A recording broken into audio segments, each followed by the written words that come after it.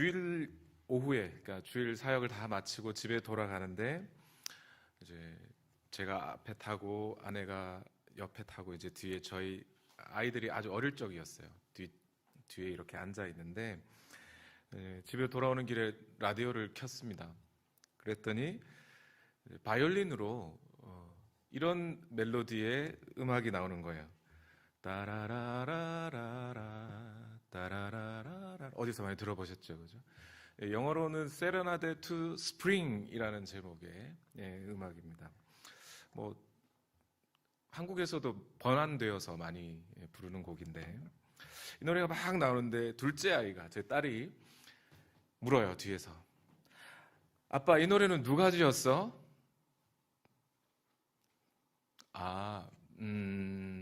훌륭하신 분이 지었을 거야. 누군지 모르겠는 거예요. 그러면서 좀 있다가 또 물어보는 거예요. 막 이제 제 아내하고 제가 이 노래에 대해서 막 이야기를 하고 있었거든요. 그 듣던 아이가, 아빠, 영어로는 이 노래가 세레나데 투 스프링이라면서, 근데 왜 한국말 제목은 10월의 어느 멋진 날에야? 10월은 가을이니까 왜 영어는 스프링인데 왜 가을이야? 몰라. 모르니까요. 그러니까 목사로 살다 보면 이렇게 참 대답하기 어려운, 그러니까 어쩌면 제가 답을 아는 것보다 모르는 게 더 많은 것 같은 그런 느낌이 들 때가 있어요. 성도님들이 가끔씩 이런 질문을 해주십니다. 목사님, 내 남편 정말 착하게 잘 살았거든요. 그런데 왜 이 질병이 걸렸을까요? 말을 못 해주겠는 거예요. 저도 답을 모르니까요. 대충 얼버무려서 뭐라고 말씀을 드리고 싶어도 모르는 걸 어떻게 해요? 알면 안다고 말씀드리겠지만 저도 잘 모르겠어요. 그럴 때는 그냥, 집사님 저도 잘 모르겠습니다, 솔직히. 안다고 뭐 괜히 둘러댈 필요는 없는 거죠. 그냥, 집사님 저도 잘 몰라요. 그냥 같이 기도하십시다. 그렇게 대답하고 말 때가 있습니다. 그런데 어떤 질문에는 반드시 정답을 말해줘야 하는 경우도 있습니다. 예를 들면 이런 거예요. 목사님, 나는 예수 잘 믿고 사는데 왜 이렇게 인생이 힘들죠? 이렇게 질문하시는 분이 있어요. 그러니까 예수님을 믿고 사는데 왜 내게 고난이 오느냐? 이런 질문인 거예요. 근데 여러분, 이 질문은 맞아요, 틀려요? 맞아요, 틀려요? 예수 믿으면 고난이 없나요? 정답이세요, 여러분. 우리가 예수님을 그러니까 그분들은 그렇게 배운 거예요. 예수 믿으면 만사 형통할 것이다, 이렇게 배운 거예요. 그러면 그럴 때마다 저는 똑바로 그냥 그분이 좀 마음의 상처가 되더라도 똑바로 얘기를 해줍니다. 집사님, 잘못 배우셨습니다. 믿음은 고난을 없애주는 약이 아니라 고난을 이겨낼 수 있게 해주는 능력인 겁니다. 그러니까 믿음이 있다고 해서 고난이 없는 것이 아닙니다. 그렇게 말씀을 드려요. 사람의 기준으로, 좁은 소견으로 생각하면 안 되고 좀 더 넓게, 높게, 크게 하나님이 말씀하신 그 각도에서 인생을 바라봐야 합니다. 그렇게 말씀을 드려요. 오늘 저와 여러분이 읽으신 이 본문에 생각하건대 현재의 고난은으로부터 시작해서 만일 우리가 보지 못하는 것을 바라면 참음으로 기다릴지니라 라는 이 로마서 8장 18절에서 25절 말씀을 읽었는데요. 이 말씀의 앞부분에는 어떤 내용의 말씀이 있냐면 성령께서 하나님의 영으로 인도함을 받는 사람들은 모두 하나님의 자녀가 된다라는 말씀이 있어요. 성령께서 우리가 하나님의 자녀인 것을 확증해 주신다. 그리고 하나님의 자녀들은 하나님의 영광스러운 유산을 물려받을 것이다 라는 아주 위대한 선포가 이 앞부분에 있었습니다.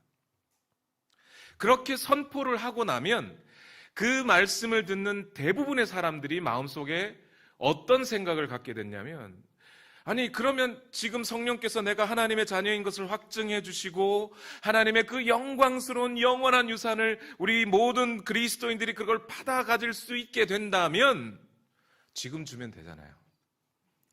굳이 미래까지 기다릴 필요 없잖아요. 안 그래도 인생이 힘든데 뭐하러 그때까지 기다려요. 그냥 지금 받죠. 그래서 그 말씀을 들은 사람들이 대부분이 이렇게 생각하게 되는 거예요. 꼭 고난을 받아야 되나? 이렇게 힘든 고난을 받을 만한 가치가 있을까? 어떤 사람들은 부모 잘 만나서 어려움 없이 잘만 살던데, 아니 어떤 사람이라 할 것 없이 예수님 안 믿는 사람들 중에 많은 사람들은 이 땅에서 저렇게 잘 먹고 잘 사는데 어떻게 복 받았다라고 하는, 복 있는 자라고 하는 그리스도인들은 왜 이렇게 힘들게 사는 걸까? 그 질문에 대한 답이 오늘 본문의 말씀이에요. 그래서 저는 오늘 이 말씀이, 저는 여러분 우리 가능침례교회를 와서 설교를 했던 기억이 약 한 7년 전이었나요, 목사님? 한 7년 전이었던 것 같아요. 그때 이후로는 잘, 이제 그 다음에 지금 두 번째로 오는 건데,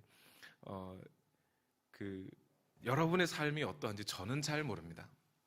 그런데 이 말씀을 통해서 오늘 현재 고난을 받고 계신 분들이 있다면, 어쩌면 도저히 이해할 수 없는 고난 가운데 어찌해야 할지, 손가락 하나 움직일 만한 힘이 생기지 않아서 고통 중에 계신 분들이 있다면,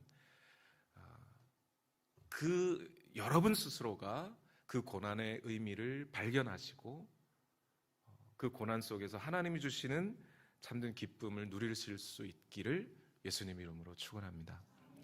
그 기대 가지고 말씀을 준비했습니다. 오늘 본문을 이해하기 위해서 한 가지 설명드릴 것이 있습니다. 조금은 좀 딱딱한 말씀이 될 수 있는데 잘 듣고 귀를 기울여 주시면 오늘 말씀을 이해하는데 훨씬 도움이 될 수 있습니다. 사람이 이 세상의 역사를 바라보는 관점, 이것을 역사관이라고 합니다. 역사관에는 다양한 관점들이 존재하는데요, 그 중에 크게 세 가지로 나눠볼 수 있습니다. 첫 번째는 긍정적인 역사관입니다. 여러분, 우리가 살고 있는 이 의정부가 앞으로 잘 될 것 같으세요? 안 될 것 같으세요? 잘 될 것 같으세요? 예. 지금보다 앞으로 점점 더 좋은 세상이 될 것이다 라고 생각하는 것을 긍정적 역사관이라고 합니다. 그럼 반대도 있겠죠. 지금 인생이 살아가는 이 세상을 바라봤는데 사람들이 가만히 있어도 싸우고 티격태격하고 이러다 보니 문명이 아무리 발달해도 사람이 악한 것은 변하지 않아. 그러니 앞으로 점점 더 살기 어려운 세상이 될 거야 라고 세상을 바라보는 것을 부정적 역사관이라고 합니다. 그런데 어떤 역사관은 긍정적이지도 부정적이지도 않은 역사관이 있어요. 이 세상에는 수많은 인간의 삶을 방해하거나 또는 인간의 삶을 도와주는 여러 가지 도전들이 있는데 그 도전들에 대해서 인간이 어떻게 반응하느냐에 따라 인간의 삶은 발전할 수도 있고 퇴보할 수도 있다. 이것을 중간적 역사관이라고 합니다. 그러니까 아놀드 토인비라고 하는 분이 이런 역사관을 가지고 있었어요. 자, 1번 긍정적인 역사관, 2번 부정적인 역사관, 3번 중간적 역사관, 또는 4번 답 없음. 미리 보기를 드렸습니다. 여러분, 그러면 성경적인 역사관은 뭘까요? 성경은 이 세상을 어떻게 바라보고 어떻게 설명하고 있을까요? 미리 손들면 혹시 정답이 아니면 부끄럽잖아요. 그죠? 자, 1번, 성경은 긍정적인 역사관인 것 같다. 발가락을 한번 들어보세요. 손을 들고 들었는데 정답이 아니면 안 되니까.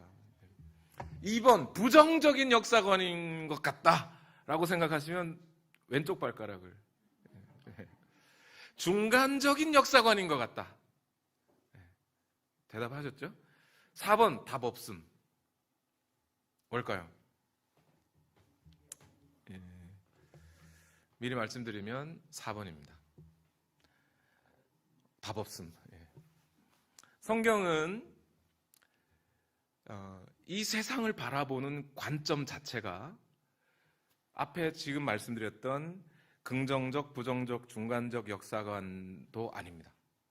무슨 얘기냐면 긍정적, 부정적 또는 중간적 역사관은 다 관점이 어디서부터 시작하냐면 지금 내가 서 있는 바로 오늘 여기에서 점차 이 세상의 미래를 바라보면서 잘 될 거다, 안 될 거다, 아니면 그 중간일 거다 이렇게 바라보는 거거든요. 성경은 전혀 그렇지가 않습니다. 성경은 도리어 이 세상의 끝으로 먼저 갑니다. 이 세상의 끝에 무엇이 있고 그 무엇으로부터 지금 오늘을 바라보는 게 성경이에요. 즉, 이 세상의 모든 역사가 끝날 그 어느 한 시점, 하나님의 날, 그 날이 있고요. 그 날로부터 오늘을 바라보는 게 성경적인 역사관입니다. 그래서 이 역사관을 종말론적 역사관 이렇게도 표현합니다. 예를 들면 이런 거예요. 우리의 인생이, 우리 삶이 그날, 하나님의 날, 그 날에 하나님의 심판대 앞에 섰을 때 오늘 나는 어떤 존재일까? 그 날에 하나님 앞에서 떳떳하게 설 수 있기 위해서 오늘 내게 필요한 것은 무엇일까? 그날 하나님 앞에서 후회 없으려면 오늘 나는 어떻게 살아야 하는가? 이게 성경이 바라보는 역사에 대한 관점이에요. 일반적인 역사관과는 전혀 다른 관점이죠. 오늘 여기 서서 그날을 바라보는 게 아니라 그날 거기 서서 오늘을 바라보게 하는 게 성경적인 역사관이에요. 이런 성경적인 역사관에는 첫 번째 특징이 하나 있어요. 첫 번째 특징은 뭐냐면 시작이 있고 끝이 있다는 겁니다. 시작이 있고 끝이 있다. 성경의 역사관은요. 여러분 옛날에 도깨비라는 드라마가 있었죠. 아주 유명한 도깨비라는 드라마. 그러니까 도깨비 그러니까 벌써 착 고개를 드시는 분들이 계시고 여지껏 가만히 계시다가 거기 그런 대사가 있잖아요. 날이 좋아서, 날이 좋지 않아서, 날이 적당해서 너와 함께한 모든 날이 미세먼지. 그래서 도깨비라고 하는 드라마는 어떤 역사관을 갖고 있죠? 전생에 착한 일을 잘하고 살면 다음 생에 또 사람으로 태어나고 뭐 좋은 사람 만나고 뭐 만약 그날 그 생에서 잘 못 살았으면 그 다음 생에서는 뭐 동물로 태어나 이런 윤회적인 역사관을 갖고 있죠. 근데 여러분 신학을 공부하다가 제가 깜짝 놀란 게 그거예요. 이 세상의 대부분 거의 모든 종교는 윤회적인 역사관을 갖고 있습니다. 힌두교도 그렇고요. 힌두교에서 나온 불교는 더하고 불교는 또 그렇고요. 대부분의 역사관이 윤회적인 역사관이에요. 기독교만 일직선적인 역사관을 갖고 있습니다. 시작이 있고 끝이 있다. 두 번째 이 역사관의 특징 하나가 뭐냐면 그러면 이 역사는 처음이 있고 끝이 있다면 어디를 향해 달려가는 것일까? 이 역사의 끝에는 무엇이 남아있을까? 요한계시록을 강해한다는 분들의 말을 많이 들어보면 대부분 멸망, 지구 막 멸망, 뭐 핵전쟁 일어나고 막 이렇게 해서 다 끝나! 뭐 이렇게들 말씀들을 하시는데 요한계시록을 끝까지 안 읽어보셔서 그래요. 요한계시록은 이 세상의 끝에 하나님의 영광이 드러날 것이다가 끝이에요.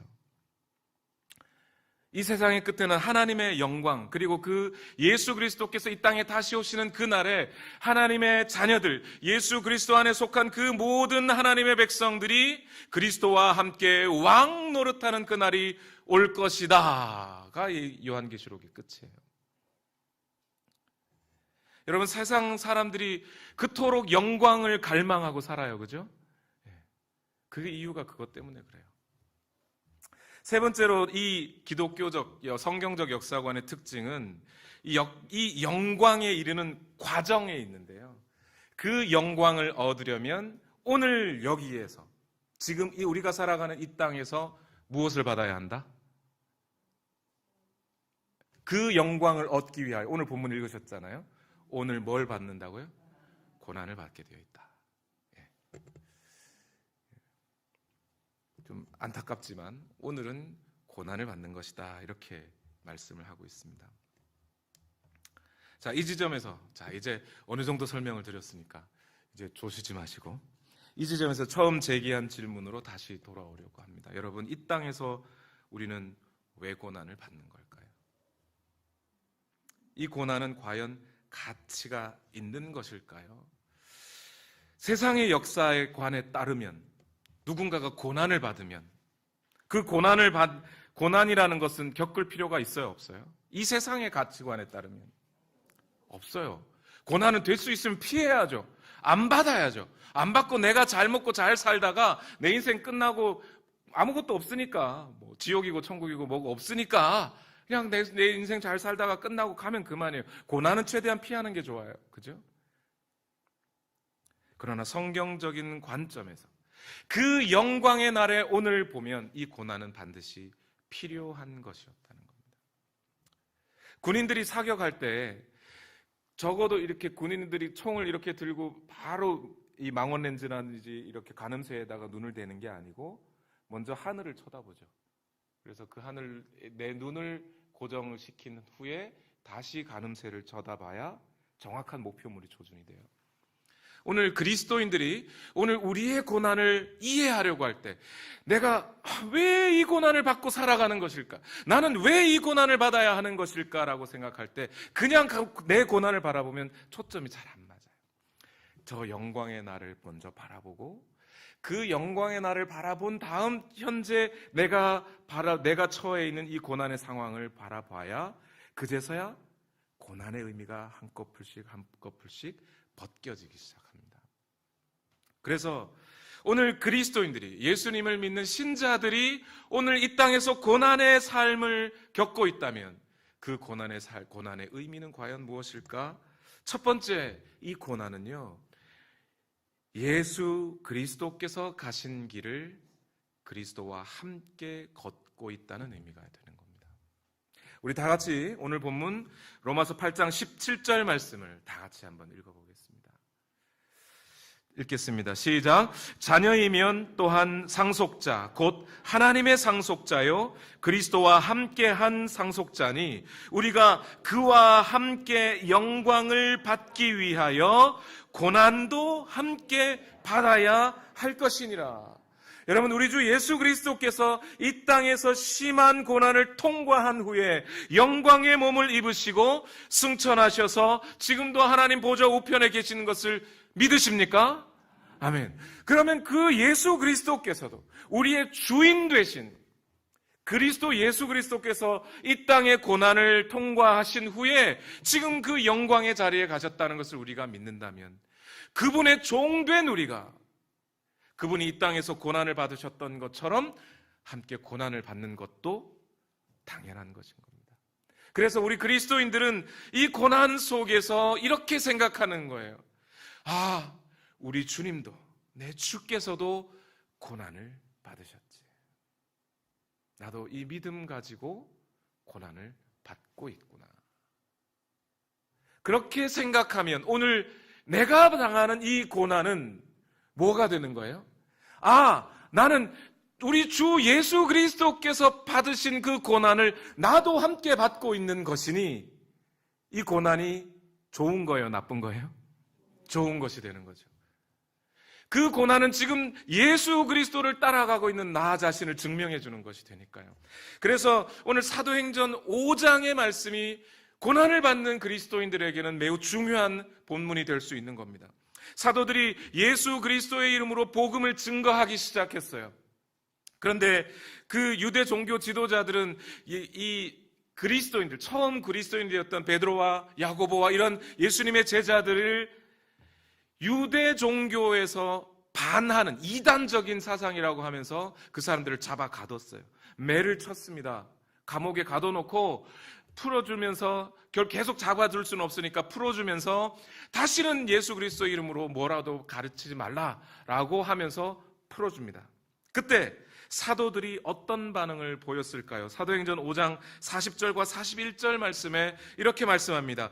그들이 옳게 여겨 사도들을 불러들여 채찍질하며 예수의 이름으로 말하는 것을 금하고 놓으니 사도들은 그 이름을 위하여 능욕받는 일에 합당한 자로 여기심을 기뻐하면서 공회 앞을 떠나니라. 뭐 했다고요? 예수 그리스도의 이름을 위하여 능욕받는 일에 합당한 자로 내가 여겨졌구나. 할렐루야. 이렇게 했다는 거예요. 기뻐했다고요. 여러분, 사도들이 무엇으로 기뻐했다고요? 내가 예수 믿어서 유명해졌구나. 아니요. 여러 사람과 좋은 관계를 맺게 되었구나. 아니요.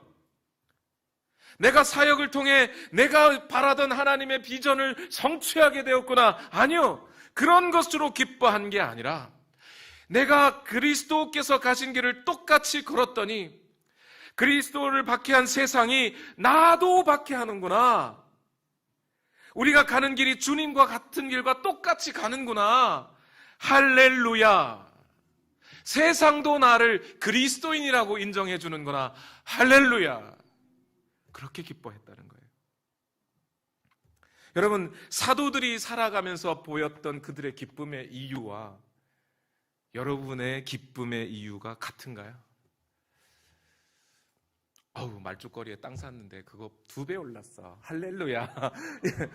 이건가요?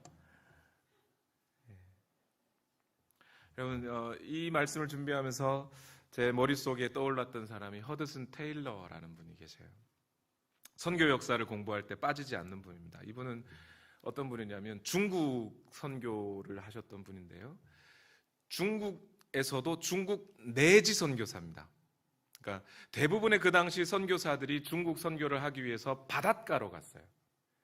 근데 바닷가까지는 갔는데 더 안으로 들어가기는 되게 두려운 거예요. 거기 어떤 인생이 펼쳐질지 모르기 때문에 바닷가에서 선교하다가 다시 본국으로 갔다 오셨다 하는 식으로 사역을 했습니다. 그런데 허드슨 테일러는 거기서부터 중국 내륙 안으로 들어가신 분이에요.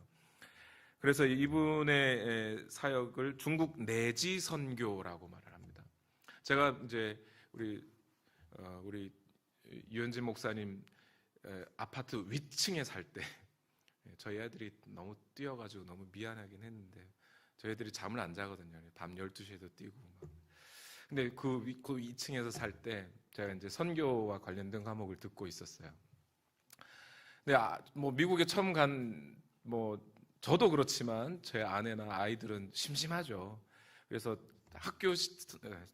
저도 제가 생각해도 제가 좀 이상하긴 한데 학교에서 선교 역사 시간에 좀 보라고 권해주는 비디오 테이프가 하나 있었어요. 그 허드슨 테일러에 관한 비디오인데 그걸 제 아내하고 심심한데 우리 이거라도 보자. 그래서 같이 봤어요. 보면서 아내가 막 저를 막 때려. 왜 이런 걸 보자고 그랬어. 허드슨 테일러의 인생에 관한 비디오였는데요.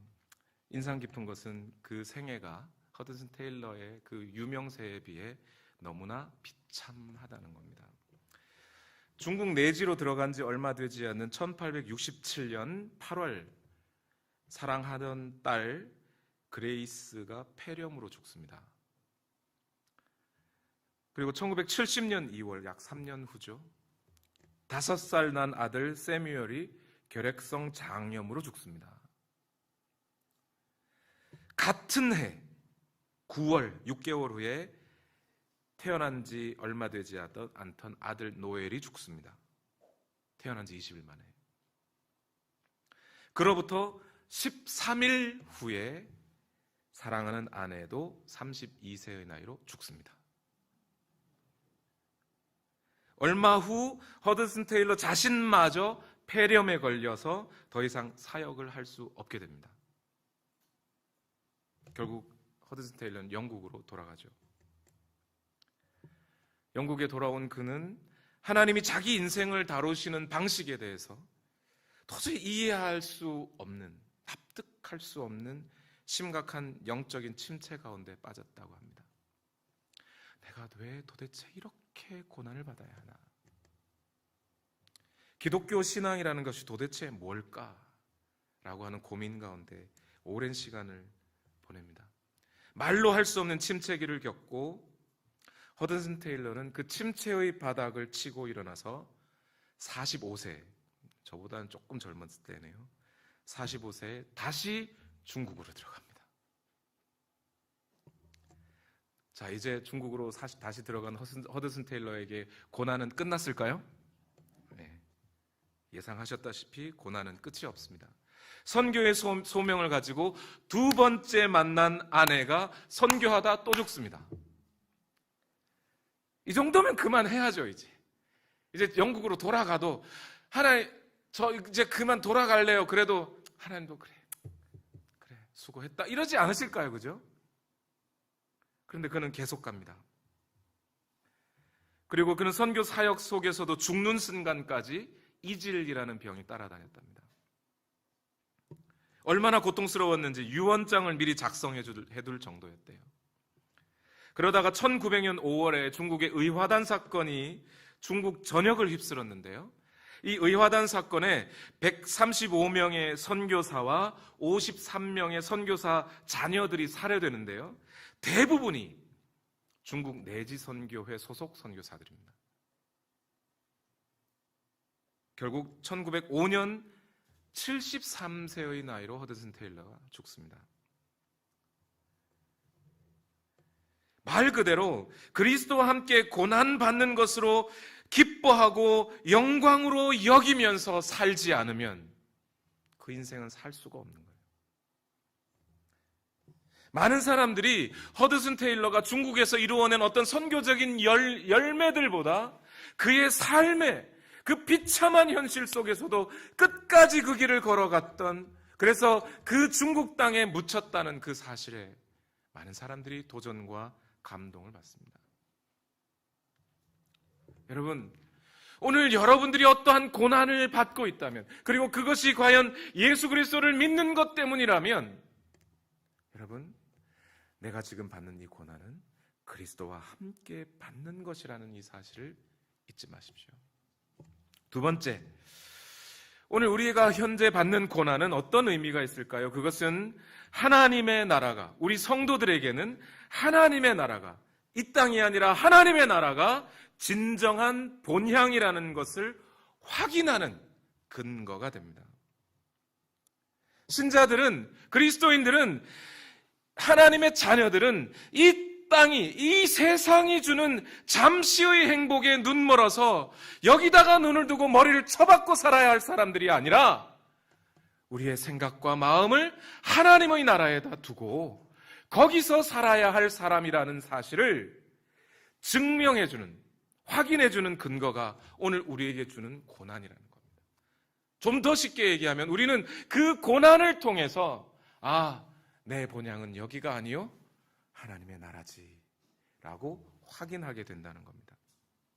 오늘 본문에 로마서 8장 20절에서 22절 보면 뭔가 좀 뜬금없는 이야기가 있어요. 20절에서 22절의 말씀인데 다 같이 한번 읽어보실까요? 로마서 8장 20절에서 22절 시작. 피조물이 허무한데 굴복하는 것은 자기 뜻이 아니요 오직 굴복하게 하시는 이로 말미암음이라. 그 바라는 것은 피조물도 썩어짐의 종노릇한 데서 해방되어 하나님의 자녀들의 영광의 자유에 이르는 것이니라. 피조물이 다 이제까지 함께 탄식하며 함께 고통을 겪고 있는 것을 우리가 아느니라. 여러분, 성경을 읽어가던 분들이 이 로마서 전체 8장을 쭉 읽어가다가 로마서 8장 20절 앞에 우리가 현재 받는 고난은 장차 우리에게 나타날 영광과 비교할 수 없도다 이렇게 나오다가 갑자기 20절에서 피조물이 허무한데 굴복했다. 그리고 썩어짐의 종노릇한 데서 해방되어 하나님의 자녀들의 영광의 자유에 이르고 싶어한다. 지금도 함께 탄식하고 함께 고통을 받는다. 이런 말을 나오니까 이게 도대체 무슨 소리야? 이게 무슨 말이야? 이해가 잘 안 되는 분들이 많으셨어요. 여러분, 먼저 이 썩어짐의 종살이를 하고 있다. 썩어짐의 종살이. 먼저 허무한데 굴복한다. 이런 말이 있어요. 이게 다 어디서 나오는 말이냐면 창세기 1장, 2장, 3장의 말씀이에요. 여러분, 하나님께서 아담과 하와를 지으시고 아담과 함께 거느시다가 아담이 범죄하죠. 그때 아담이 범죄했을 때 분명히 선악과를 따먹은 건 아담인데 누구도 저주를 받죠? 하와도 저주를 받고 또 누가 저주를 받아요? 뱀도 받고. 그런데 뱀과 하와와 아담은 죄를 지은 주체니까 걔들이 벌을 받는 건 이해가 돼요. 누구도 저주를 받아요? 땅도 저주를 받아요. 그죠? 땅도 저주를 받고 가시덤불과 엉겅퀴를 낼 것이다. 뭐 이렇게 나오잖아요. 그리고 아담은 땅에서 아무리 일을 해도 땅이 열매를 제때 주지 않아요. 그래서 필경은 땀을 흘려야 먹고 살 수 있게 되어 있다는 거예요. 땅도 저주를 받는 거예요. 땅도 저주를 받았다는 이 말이 뭘까요? 지금 여러분 이 사과나무를 심으면 사람이 비료를 주고 가꾸고 하지 않으면 그 사과가 2세대가 돼서 다 거기서 나온 사과는 원래 첫 세대 사과보다 커요, 작아요? 작아요. 시골에서 사신 분들은, 의정부는 도시라서 잘 모르실 수 있는데 시골에서 사신 분은 예, 그래서 그런 배를 아구배라 그러죠. 아구배. 저희 경상도에서는 아구배라 그럽니다. 그냥 가꾸지 않은 배. 먹어보면 시고 맛도 없어요. 즉 땅은요, 인간이 가꾸어 주지 않으면 좋은 열매를 주지 않습니다. 그때부터. 그리고 여러분, 이런 게 있어요. 저희 사는 동네에 태풍이 한 번 온 적이 있는데요. 예, 우리 유 목사님 잘 아시면 한 번 그 동네가 태풍이 오면 미국은 이상하게 뭐를 해도 다 커요. 수박도 이만하고요. 뭐 다 커요, 이상하게. 근데 태풍도 커요. 한 번 왔는데 이만한 한 아름들이 되는 나무가 저희 이제 학교에 이제 그러니까 학생 아파트에 이만한 아름들이 나무가 있었는데요. 그냥 송두리째 뽑혔어요. 근데 그 나무를 가만히 관찰해 보던 중에 신기한 게 있습니다. 뽑힌 지 얼마 안 될 때 나무 잎사귀와 나무를 보면 여전히 싱싱해요. 그렇죠? 그런데 하루가 지나면 조금씩 시들고 마르기 시작합니다. 왜 마르죠? 예. 말씀들 많이 하시는데, 예. 그러면 그 나무가 땅에 꽂혀서 뿌리로부터 물을 얻고 살아있을 때는 그러면 괜찮다는 건데, 그죠? 근데 뽑히고 나서는 하루만 지나면 시들시들해버려요. 왜 그런 거죠? 이미 죽음의 세력은 이 땅 가운데 여전히 자리를 잡고 있는데 땅에 박혀있는 동안에는 그나마 그 죽음의 세력이 없어서가 아니라 그 죽음의 세력을 이길 만한 힘이 남아있어서 버티고 있는 거죠. 그런데 그게 넘어지고 나서 뿌리가 뽑히면 그 죽음의 세력이 이제 잠식해 들어가는 겁니다. 그 나무만 그럴까요? 우리 인생은 안 그런가요? 태어나는 순간부터 여전히 죽음의 세력은 있는데 우리가 생명이 있는 동안 그것을 버틸 만한 힘이 있으나 조금 지나면 결국 쓰러지게 되는 거죠. 그게 인생인 거죠. 인생만 그럴까요? 산과 강은 그렇지 않나요? 강도 생기면 자라다 없어지고 산도 사라지죠. 별도 그래요. 그렇죠? 저 하늘에 떠 있는 별들도 태어나면 반드시 죽게 되어 있습니다. 결국 제가 드리려고 하는 말씀은 뭐냐면 아담과 하와의 때 이후에 이 세상의 어떤 피조물들도 태어나면 죽게 되어 있다는 겁니다. 그래서 여기 본문에 그렇게 말하는 거예요. 피조물이 지금 허무한 데에 굴복하고 있다. 그 피조물의 어떠한 피조물이라 할지라도 그 피조물의 삶을 살펴보면 허무할 수밖에 없다는 거예요. 왜? 저 들판에 핀 꽃도 아무리 아름다워도요, 인간이 봐주지 않으면 지 혼자 살다가 그냥 죽어요. 허무한 거예요. 우리 인생도 사실은 마찬가지예요. 하나님이 봐주시는 것이 아니라면 우리 인생이라는 것이 믿는 사람이든 믿지 않는 사람이든 태어나서 그렇게 혼자 살다가 저물어지는 거예요. 그게 인생이에요. 그것이 피조물의 삶인 거예요. 언제로부터요? 아담과 하와가 범죄한 그때로부터.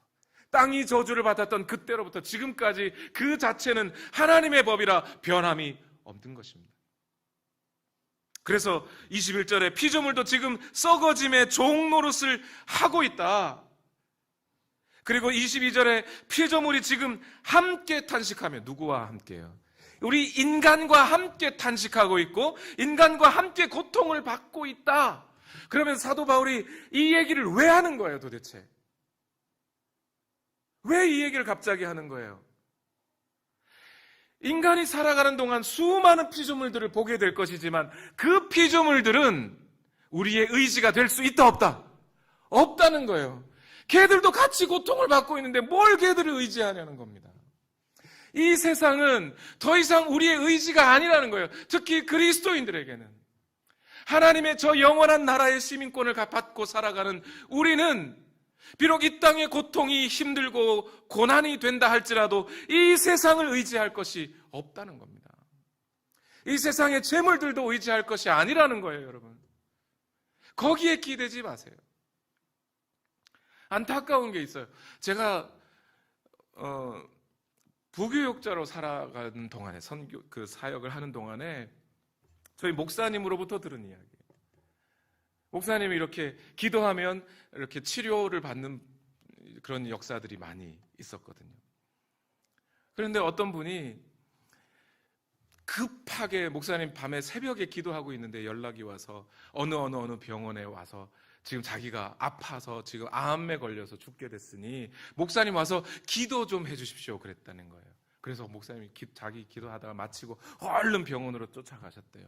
그런데 그분이 목사님을 딱 보자마자 하시는 첫 번째 마디가 뭐냐면, 목사님 돈은 얼마든지 드릴 테니 병 낫게 기도해 주세요, 이러더라는 거예요.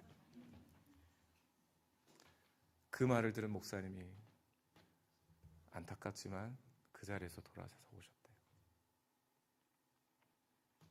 그 마음속에 돈을 의지하고 있는 거잖아요. 그 상태는 우리 그리스도인의 삶이 아닌 거예요. 현장 르포 동행이라는 프로그램이 있더라고요. 극빈자의 삶을 취재하는 그런 다큐멘터리인데, 사업 실패로 고3 수험생 딸과 2살짜리 젖먹이와 함께 영하의 날씨에 공원 화장실에서 노숙하는 40대 가장 이야기, 또 당뇨와 합병증으로 복수가 찬 아빠를 위해 뒷산에서 나무를 해다가 비닐하우스 방을 덮이는 초등학교 6학년 학생 이야기, 이런 것들이 있는 거였어요. 그런데 그 중에서 제가 눈여겨보게 되었던 스토리가 하나 있는데, 신동욱 씨라는 분의 이야기입니다. 20살에 교통사고를 당해서 머리와 다리를 크게 다치셨대요. 그리고 지체장애 3급인 부인과 살다가 얼마 전에 아내가 집을 나갔답니다. 솔직히 집을 나간 것인지 아니면 돌아오다가 길을 잃은 것인지는 잘 모르겠어요. 그런데 집에는 10살짜리 은영이, 9살짜리 은섭이, 6살짜리 막내 은옥이가 같이 있습니다. 이 아버지가 아이들을 먹여 살리려고 아는 형님이 개 사육을 하시는데, 동네에서 잔반을 모아다가 그 개 밥 주는 일, 그걸 하셨다는 거예요. 그나마도 다리가 많이 아파서 개 먹이 주다가 넘어지고 그러기가 일쑤였습니다. 일을 다 하고 집으로 돌아와도 집에 오면 할 일이 많아요. 아이들 밥을 먹여주기도 해야 되고 빨래도 해야 되고 집 청소도 해야 돼요. 그런데 어느 날 아이들을 밥을 먹여주는데 큰아이 10살짜리 은영이가 아빠 목말라 물 좀 떠줘 그러더라는 거예요. 그런데 그때 막내 은옥이가, 6살짜리 막내 은옥이가 한 말이 제 마음에 확 박혀요. 언니, 물은 언니가 갖다 먹어야지 왜 아빠 시켜? 아빠 지금 아프단 말이야. 어떤 상황 속에서도 내 자식만큼은 굶기거나 어려죽이지 말아야겠다는 아빠의 사랑을 6살짜리 은옥이가 알더라고요.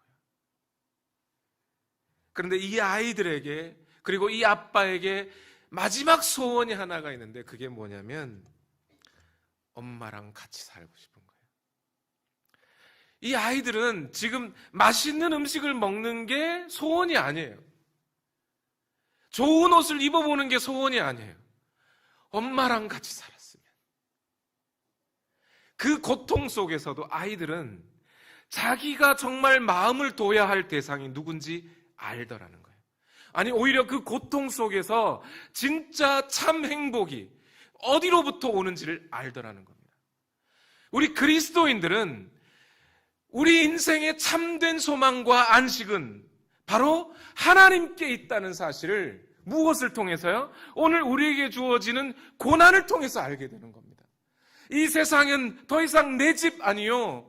이 세상은 나의 의지가 아니라 비록 이 세상의 피조물들이 지금 나와 함께 고난을 받고 허무한데 굴복하고 살아가며 썩어짐의 종살이를 우리와 함께 하고 있음에도 오늘 나는 저 영원한 하나님의 나라가 올 것이라는 사실을, 하나님께서 나와 함께 해주실 것이라는, 우리 주 예수 그리스도께서 이 땅에 다시 오시는 그날이 있을 것이라는 사실을 소망하게 된다는 겁니다. 무엇을 통해서요? 오늘 고난을 통해서. 마지막입니다. 오늘 그리스도인이 받는 현재의 고난은 예수 그리스도와 함께 받는 고난이기도 하고 우리의 영원한 본향이 하나님 나라임을 확인해 주는 것이기도 하며, 마지막으로 오늘 하나님의 영광이 우리에게 보장되어 있다고 믿을 수 있는 근거가 되는 것이 고난이 갖고 있는 의미인 겁니다. 이게 무슨 얘기냐면, 말이 좀 어려워서 죄송합니다. 이렇게 이해하시면 돼요.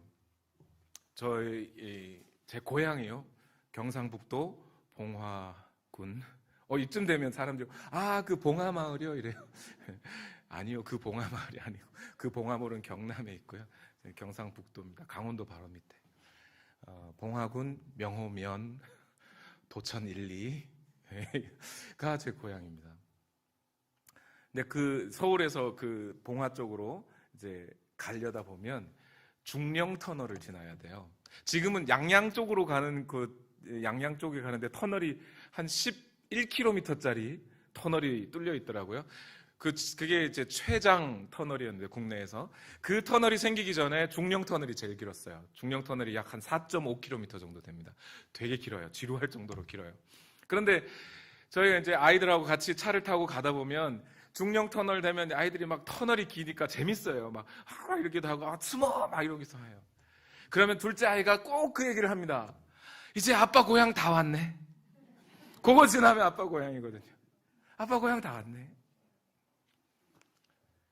오늘 그리스도인들에게 주어진 고난이 이런 거라는 겁니다.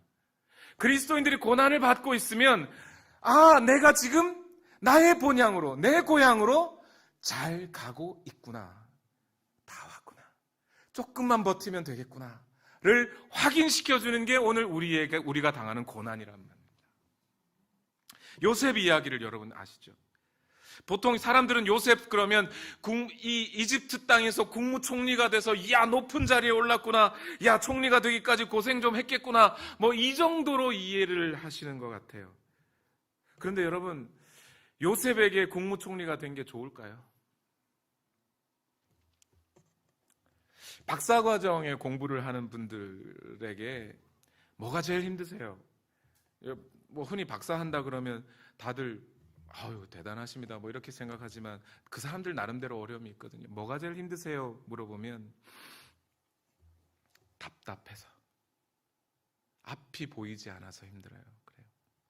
뭐냐면 사법고시를 쳤다든가 그렇게 해서 시험이 통과되면 그런 분들은 인생에 거의 보장을 받잖아요. 그런데 박사과정은요, 이과든 문과든 뭔가 실험을 하거나 설문조사를 하거나 연구 논문을 발표하게 되는데 그 실험이 자기 예상하고 딱 맞아떨어져서 좋은 결과가 나오면 논문 쓰면 돼요. 그런데 결과가 안 나올 때도 있거든요. 그러면 이제 논문 다시 처음부터 써야 돼요. 연구를 다시 해야 되니까. 그런데 또 논문을 통과했다 하더라도 자기를 불러주는 학교가 없으면 말짱도루묵이거든요. 그러니까 이 5년, 6년, 7년 되는 이 과정을 내가 앞으로 어떤 직장을 얻을지도 알지도 못한 채 그냥 막 침착하게 지나가야 한다는, 앞으로 내 인생이 어떻게 될지를 풀지 알지 못한다는 그 답답함이 제일 큰 거예요. 요셉에게는요, 국무총리가 그런 겁니다. 자기에게 찾아온 삶의 현실이나 위협이 자기의 가치관, 자기의 신앙으로는 도저히 해석할 수 없는 답답함이 있는 거예요. 하나님의 꿈을 말했을 뿐인데 형들이 나를 잡아 가뒀잖아요. 죽여버렸잖아요. 왜 이러는 거예요, 형들이?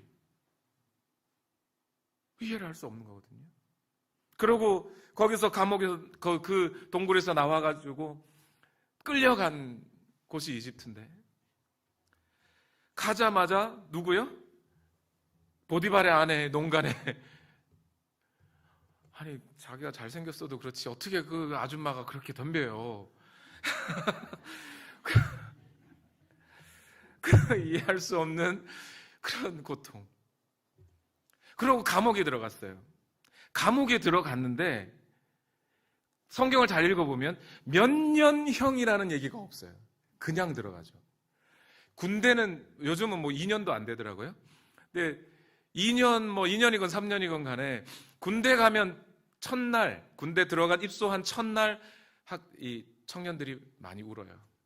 왜 울까요? 집에 계신 부모님도 보고 싶고 떠나간 그녀도 보고 싶지만 무엇보다 앞날이 막막하거든요. 2년, 3년이란 걸 알아도 막막한데 언제 풀려날지 모르니까 막막한 거 아니겠습니까? 그러다 우연한 기회에 풀려났어요. 그래서 좋은 그 어떤 지위를 얻었어요. 국무총리 대신이라는 지위를 얻었습니다. 그럼 총리 대신이라는 지위를 얻으면 좋냐고요, 그게. 여러분 생각 한번 해보세요. 지금도 나라에 무슨 뭐 이렇게 사건이나 사고가 많고 천재지변이 많으면 누구 탓해요? 네, 정치인 탓을 해요. 저 사람이 뭔가 잘못해서 이 나라가 이렇게 되는 거라고 탓을 하죠. 그런데 이집트예요. 요셉하고는 피부색이 달라요, 벌써. 그런데 그 사람을 총리 대신으로 세워놨으니, 바로 왕, 그러니까 파라오는 신처럼 여겼으니까 그런 사람들이 욕하지는 않을 거고, 나라에 문제가 생기면 누구 탓을 할 거예요? 저런 우리랑 피부색이 다른 저 사람을 총리 대신 시켰으니까 저놈 때문에 우리에게 이런 어려움이 온다고 하지 않겠느냐고요. 그 막중한 책임을 떠안고 있는 그 요셉에게는 어떤 생각이 들까요? 하나님, 내가 이거 꼭 해야 될까요? 이거 하는 게 좋겠습니까? 하나님, 나 솔직히 우리 아버지 계신, 우리 형님들 계신 그 땅으로 돌아가고 싶은데 하나님, 내가 여기 와서 이게 뭐 하는 건지 잘 모르겠습니다. 그게 요셉의 마음속에 가득 잡은 어려움인 거예요. 그런데 우리는 이 요셉의 인생의 결말을 알지요. 결국 마지막에 아버지와 형님들과 모든 가족들을 이집트로 데리고 오고 형님들과 화해를 하게 됩니다. 요셉은 형들을 용서하며 그렇게 말하죠. 형님들은 나를 해치려고 하였지만 하나님은 오히려 그것을 선하게 바꾸셔서 나를 어떻게 하셨다고요? 미리 이집트로 보내셔서 이집트 이 땅에서 살게 하신 겁니다. 오늘 이 구원을 이루기 위해서. 결국 요셉이 당한 그 막막한 고난과 어려움은 결국 요셉의 그 마지막에 이루어낼 구원을 위하여 요셉이 잘 가고 있는 거예요? 못 가고 있는 거예요? 잘 가고 있는 거예요. 요셉 본인은 어려울지 몰라도 어쨌든 하나님의 계획 속에 잘 가고 있는 것이었던 거예요. 본인은 이게 답답할지 모르지만, 그래서 그냥 무작정 견뎌야 할지 모르지만, 그러나 그건 잘 가는 거였어요. 그래서 창세기 39장 23절에 이 말씀이 그 관점을 가질 때 이해가 돼요. 여러분 39장 23절에 뭐라 그러냐면, 간수장은 그의 손에 맡긴 것을 무엇이든지 살펴보지 아니하였으니 이는 여호와께서 요셉과 함께 하심이라. 여호와께서 그를 범사에 형통하게 하셨느니라. 아니 뭐가 형통해요? 감옥에 간 사람한테. 그 범사에 형통하다는 말이 사람들이 이해가 안 되는 거예요, 이게. 그래서 그냥 그게 다 형통한 거야 뭐 이런 식으로, 영적으로는 형통한 거야 뭐 이런 식으로 해석하시는데, 그게 아니고, 지금 비록 요셉에게는 고난이고 요셉에게는 막막하고 답답한 일이지만 하나님이 계획하신 그 영광의 날, 그 구원의 날을 이루는 일에 있어서는 요셉의 고난이 그 길로 가는 형통이었다는 겁니다. 여러분, 오늘 여러분에게 당한 고난이 어떤 것인지 저는 잘 모르겠습니다. 그런데 여러분이 그 그리스도인으로서 받는 고난이 있다면 그 고난 속에서 이 기억을 하셔야 돼요. 내 인생을 향하여 하나님께서 어떤 계획을 갖고 계신지는 잘 모르겠으나, 그러나 마지막에 하나님께서 내 인생에 이루실 그 구원을 이루시기 위해서 내가 지금 당하는 이 고난은 내가 잘 가고 있는 거구나, 내 고향으로 가고 있는 거구나, 그 생각을 하셔야 된다는 거예요. 그래서 로마서 8장 24절과 25절에 이렇게 말하는 겁니다. 우리가 소망으로 구원을 얻었으매 보이는 소망이 소망이 아니니 보는 것을 누가 바라리요, 만일 우리가 보지 못하는 것을 바라면 참음으로 기다릴지니라. 할렐루야. 안 보여요. 당연히죠. 안 보입니다. 우리 인생이라는 것이 그렇지 않나요? 이제 이 문을 열고 나가는 순간 5분 후에 어떤 일이 벌어질지 여러분 아세요? 몰라요. 우리는 모르니까 인생이에요. 그런데 내 인생에서 당하는 이 고난이 뭔지는 몰라도 하나님께서는 이 고난을 통과하게 한 후에 영광의 그날을 주실 것이라는 것은 분명합니다. 그러니 고난을 당하시는 여러분, 이렇게 생각하십시오. 나 잘 가고 있구나. 잘 가고 있구나. 여러분, 말씀을 마무리하겠습니다. 오늘 우리가 받는 고난이 정확하게 어떤 열매로 우리 인생에 나타날지 저도 모르고 그 고난을 당하시는 여러분도 잘은 모르실 겁니다. 그러나 분명한 것은 결국 하나님께서는 이 모든 일들을 협력하게 하셔서 선을 이루어내실 것이라는 겁니다. 그 날을 바라보시면서 비록 오늘 내 고난이 아무리 극심하다 할지라도 내 주님도 이 고난을 받으셨지. 할렐루야, 나 그리스도와 함께 고난을 받는 자가 되었구나. 이 세상이 나를 그리스도인이라고 인정해주고 있구나. 할렐루야. 뿐만 아니라 나를 위해 아들 내어주신 그 하나님의 사랑이 과연 이 고난 속에서 내 본향은 하나님 품이지, 맞아, 여기서 내가 멈출 사람은 아니야, 난 여기서 그냥 끝나버릴 사람이 아니야, 이 고난을 통해 하나님의 나라를 더 소망할 수 있고, 그래서 그 소망 가운데 오늘 기쁨으로 이 고난을 이겨나가게 되시는 여러분 되시길 예수님 이름으로 축원합니다. 아멘.